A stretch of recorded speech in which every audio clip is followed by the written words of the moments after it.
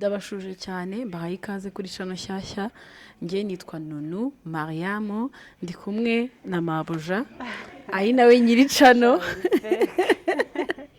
so nagira ngo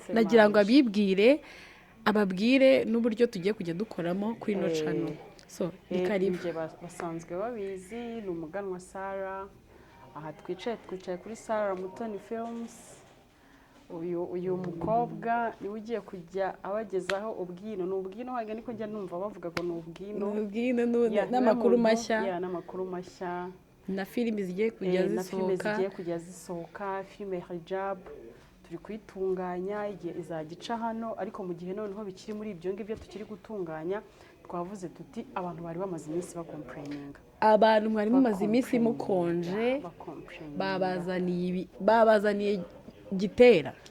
ubu ngubu mugiye kuba mwicaye mutuje mufite amakuru ku gihe muri make mwe mwicare mwiga nguyu agiye kujya aba ari kuri aka gatebe everyday abagezaho ni ibiki byabaye sometimes nanjye nimbona akanya nze ngira icyo mvuga n'undi muntu bigiye bitandukanye baza bari abatumirwa ibintu nk'ibyo bitandukanye ariko byose dore n'uyu nguyu ugiye kujya ubikora dufatanyije ndashaka kugira ngo bamenyeshe ukuntu tuzajya dukora abantu mukunda Mutoni nzajya mubagezaho ku gihe ibigezweho afite filimi nziza cyane ari gutegura yitwa hijab nanayikinamo ari umusiramukazi shamu turashyiraho agafoto murabibona so muri make abantu mwakunze filimi bita Mugisha y'Indundi Mugisha sibyo byenda kumera kimwe ariko hijab yo ni nziza cyane kurushaho so hari n'ibindi bintu byinshi bigiye bitandukanye ibiri imihanda amakuru ya ba Brian amakuru ya ba Dekati muri make abantu benshi musanzwe muzi ko ngenda umusesenguzi ubundi nta rungu muzagira so muri kano kanya rero ndashaka kugira ngo tubaze Mabuja ubundi muri make wari umeze ute ngiye meze neza nta kibazo ndashimira Nyagasani ngewe ibyayo makuru usanga nta makuru mbifiteho nta simba nzi igihugu cyarwanye n'ikindi gusa ngenda mbibona bicaho gusa umuntu yakubaza episode by episode ntabwo njye menya kubikurikirana ariko ubundi njyahandi ndamahoro nabonye ko anasa neza cyane Mutoni umukobwa wa Mama Sava umukobwa wa Papa Sava na Mama Sava njye ntabwo ndi uwa Papa Sava ndi uwa Seburikoko reka nze ncanganyikirwe rero gusa murabona ko asa neza so rero ndagira ngo tuganire ku tuntu dukeya byaza bikunze ntabwo ushobora kuba nta makuru na makeya ku bintu bivugwa imihanda hari akantu byibuze gatoya wambaza rero ngenda mu big energy ngaye icyo kintu ndimo kubona kiri gutrendinga wowe ntabwo uri big energy listen abantu muzi Nunu kuri social media mwibaze kuba ufite Mabuja mu big energy kandi igihe abantu bose baziho ngo nangayago ariko ngewe ntabwo nangayago rero ubwo byaba ari ikibazo ubwo ni ikibazo so ariko ngewe ubu mubyumve neza ndi mu big energy ukomeye cyane kugira ngo mbashe kurya mu big energy kubera yuko yago ntago wamwaba mupfiki ntago nangayago gusa ngiye nkunda kugira ngo nkubona ahantu ku macano uvuga ukuntu kutari ngewe ntago nangayago ngiye nkunda kubisubiramo ahubwo ngiye ndeba kuri aka kugira ngo byibuze mbihurizeho hamwe noneho iyo mfashe ikintu cyanjye uko nkumva ngereranyije no ku bintu biri imihanda abantu bahita bavuga ati sasa rero kuko utari kuvuga neza yago uramwanga ariko nge sikomeze ntago nese nakanga yago ngo bigende bite none se reka nkubaze Nunu buriya biterwa n'iki rimwe na rimwe bijye bintera n'ubwoba no kwinjira muri ibi bintu by'imihanda nyine bintera ubwoba kuko hari igihe bavuga umuntu bakakuvuga man ngiye nkahita mvuga ati giye ibi bintu bimbayeho naniyahura man hari igihe bavuga umuntu bakakuvuga ubwoba bukakwica ngiye yago baramuvuze ngiye nkumva n'ubwoba buranyishe ngiye ku giti cyanjye atari n'izina ryanjye bavuze ahubwo niyo mpamvu njya mbwira abantu nkumva ndanamuhangayikiye byatari nyine biterwa n'iki kugira ngo umuntu bamuvuge kugeza kuri iriya level rimwe kwezi kwa mbere kwa kabiri kwa gatatu muri kuvuga ku muntu biriya bintu ni ishyari akenshi ni ishyari ariko iryo shyari iyo urizanyemo ubujiji nawe bari kugirira ishyari rihita riba ikintu kinini kikabyibuha nyine kikagira amashami muri make umuntu akugiriye ishyari nawe ukabona ko ari ishyari ikintu wowe ukora ni ukugira ngo ugaragaze ko abantu bagufitiye ishyari ukirinda kugira ngo uce ku ruhande uce hano uce hano uce hano icyo wita ukora direct werekana ko ari ishyari ukirinda kuvuga amagambo menshi ariko iyo utangiye kuvuga amagambo menshi ugakora udukorwa tuma ba bantu bakuvuga nabi nabo ubereka yuko iyo weretse umuntu utari kukwishimira agaca nk'urwaho akantu gato kabi kawe bituma aguma kwereka abantu mwabibonye ibyo navugaga ni ukuri wowe ntabwo wumva ikintu wowe ugomba gukora buriya iyo ubona ko wagiye hanze wababajije abantu benshi abantu bose bakwihaye icyo ukora ni uguceceka rero yaguwe ntabwo ariko byagenze oya niko byagenze ariko hari igihe yaje kugera haraceceka urumva yaguye yaracecetse pe ariko yaracecetse aguma agaragaza bya bikorwa bituma abantu bamwota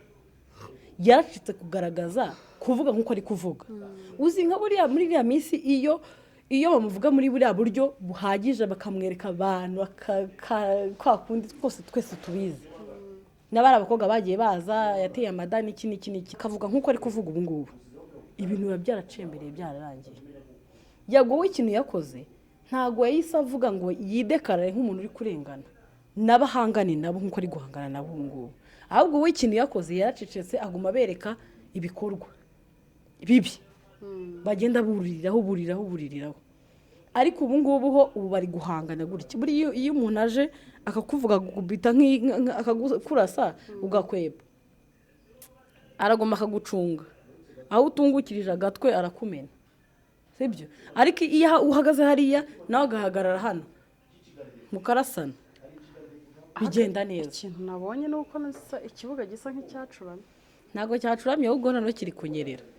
ni ukuvuga ngo niba ari inshuti najyaga mbona byarahengamiye kuri yago ariko nabonye na yago nabo byabahengamiyeho nabo ni yago waturikije sinzi ikiganiro nakibonye kwa yago yago njyewe namuhaye respect kivuga ku muntu wakundanye n'uriya mu baby Brian Bodi yago igihe cyabaye kinini cyane bamuvugaho ariko ubu ngubu noneho yashiritse ubwoba kuko ari no gutuma agiye kumera nka 50 Cent ubundi iyo yagiranaga ikibazo n'umuntu yaravuga ati genda gukorera dega kandi nishimisha yagore niko ari kubikora 50 Cent nawe yaragendaga agashora amafaranga ashoboka akagushakira ibindi kukubwira bibonye kuvuga ko yagose ari gushora amafaranga kugira ngo ababaze reka mbaze nkubwire reka mbaze mere kuri kandi urahita ubona ko ariko bimeze sibyo 50 Cent arimo aragendera kuri yago ari kugendera kuri bundi 50 Cent yigeze kugira ikibazo na Rick Ross noneho Rick Ross urumva yamuvuzeho 50 Cent avuga ati genza kurasa ngushyire hasi nishimisha uzi ikintu yamukoreye yagiye akajya avuga ati urazi ko abantu bo hanze iyo uri umuntu urimba hip hop mukura kwabo nyine iyo uvuze ngo wabanye n'abapolisi cyangwa se wabaye nk'umupolisi ho gato ubu bucitse amazi sasa rero 50 Cent ikintu yamukoreye yagiye afata ifoto ye ya kera Rick Ross arinda gereza kandi kuri Rick Ross byagaragaraga nkaho nyine ari umuntu uciriritse kuba warageregeje kuba wakorana na polisi ku bantu b'abahasara hanze ni ikibazo umeze nkaho winyariye nko mu isoko mu Rwanda cyangwa wasindiye mu ruhame urumva ikintu yamukoreye ntuza 50 Cent urumva yamusebeje bahuriye mu birori Rick Ross aramusuza 50 Cent aramuca amazi bihera kuri iyo bifu gake bigenda bikura Rick Ross nawe akora indirimbo ashitinga 50 Cent nawe nyine kugira ngo amwemeze aramubwira ati igihe ikintu ugiye gukorera nzakwinjira nzanagushyira down none ikintu yago yakoze kimeze neza nk'icyo 50 Cent yakoze akorera Rick Ross 50 Cent kugira ngo ashyire hasi Rick Ross ku buryo yemera n'ayo mafuti yose n'ibyo yagiye akora bigaragara nyine ko utari iniga nyine yo hanze yagiye yegera umugore wiwe batandukanye nande urumva 50 Cent yagiye akorana ikiganiro n'umugore watandukanye na Rick Ross ararenga hagenda akorana n'ikiganiro noneho n'umukobwa wakundanaga na Rick Ross bitaga indaya urumva muri make buriya umuntu ushaka kugira ngo agukubite hasi aragenda akareba umuntu ukuzi bien samples nicyo kintu Yago nawe yakoze nabonye n'amafoto ako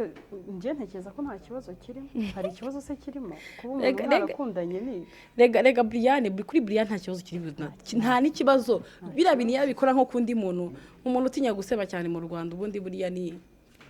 Isimbi TV uriya ngo niba ari Sabatinya guseba biteye ubwo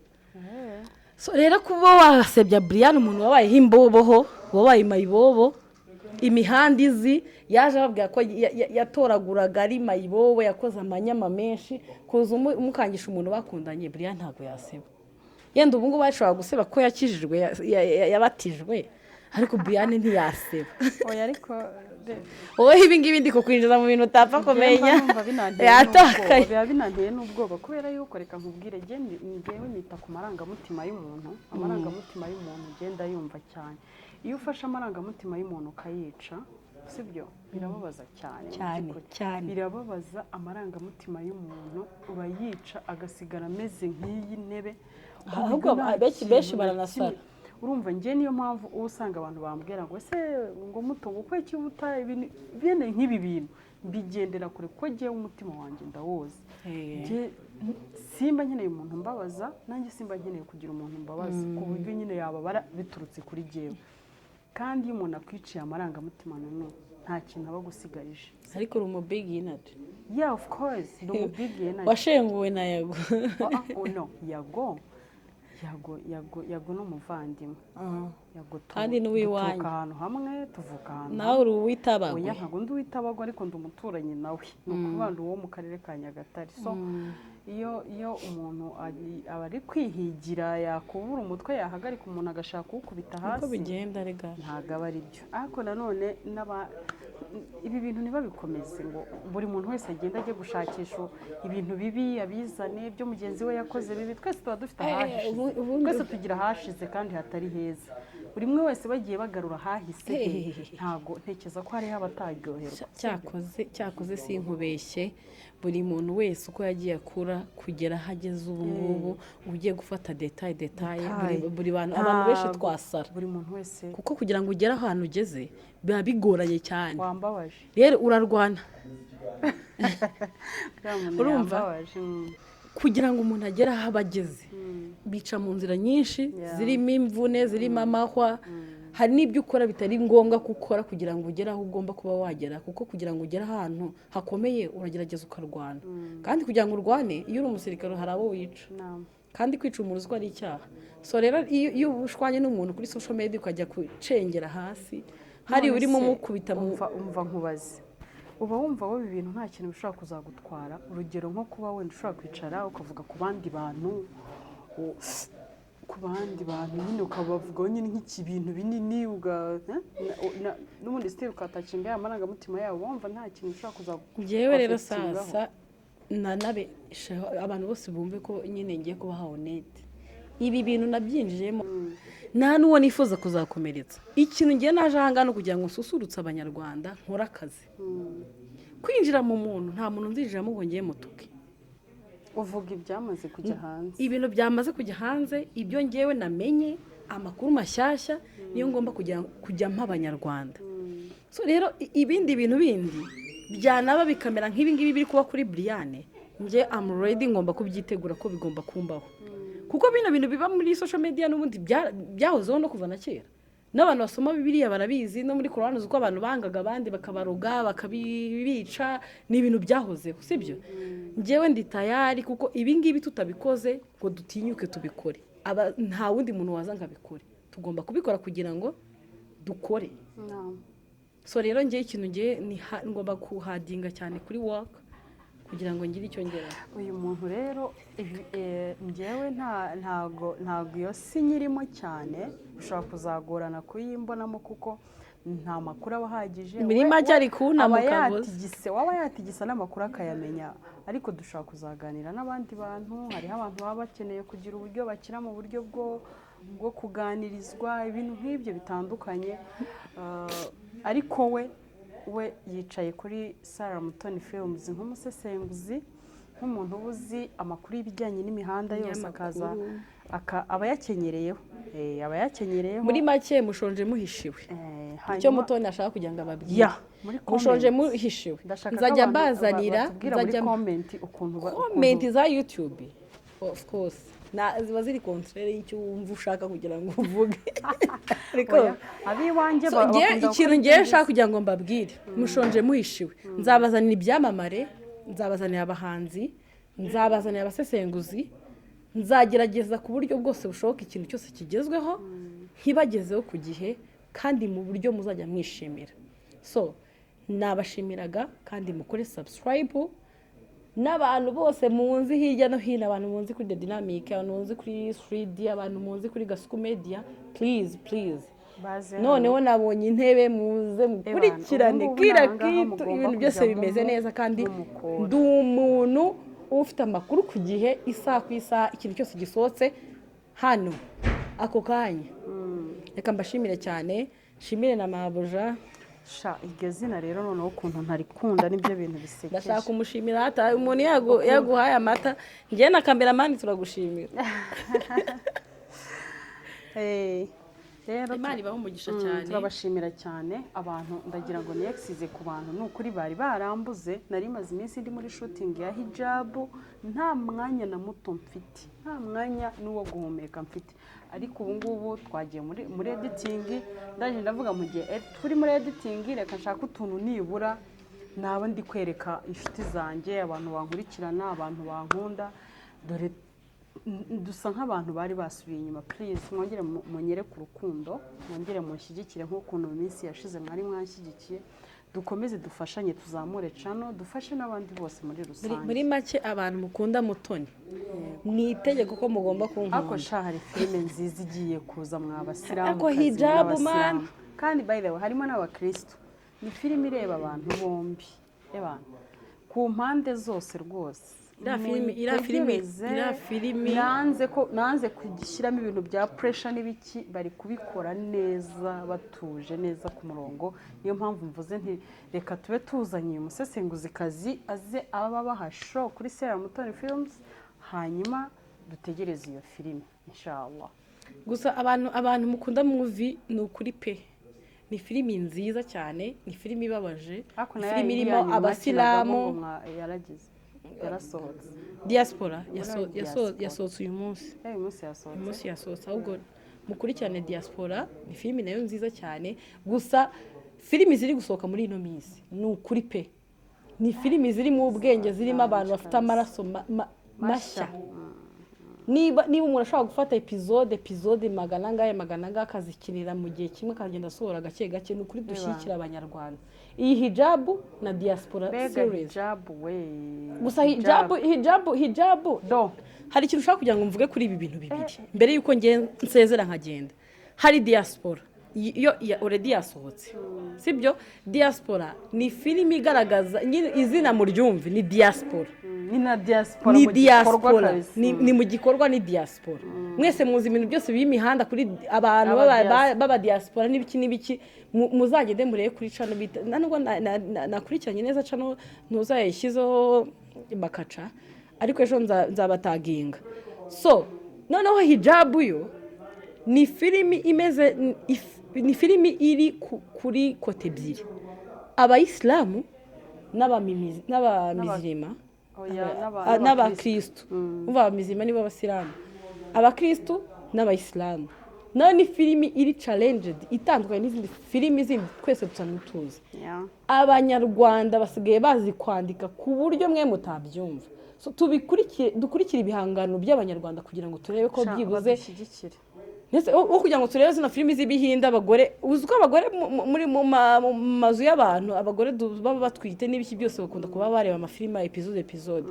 So tujye dukurikirana filimi zo mu Rwanda zivuga n'ururimi rwacu, tuzishyigikire kugira ngo turebe ko abanyarwanda twabateza imbere, aho kugira ngo duteze abanyamahanga, abanyakoreya, aba Philippine, ko ntago Philippine yatusha gukina. Turabagira kabisa, turabateganyirije. Muri iyi minsi abanyarwanda bafite filimi zikoze neza, tuzikurikirana. ariko mube mukurikiye uyu nguyu mu gihe ikiri gutunganywa dore nguyu niwe bibera hijab yo nanjye nyikinamo narayibonye ni filimi nanabajije Mutoni ati se iyi filimi ubundi ni gute arambwira ati ni amatsiko rero namwe ni amatsiko so reka mbasezere mbashimire Imana ibarinde Imana ikomeze igwize mu byo muri gukora byose kandi turabasaba kugira ngo mujye mutuba hafi umunsi ku munsi isaha ku yindi murakoze cyane murakoze ciao ciao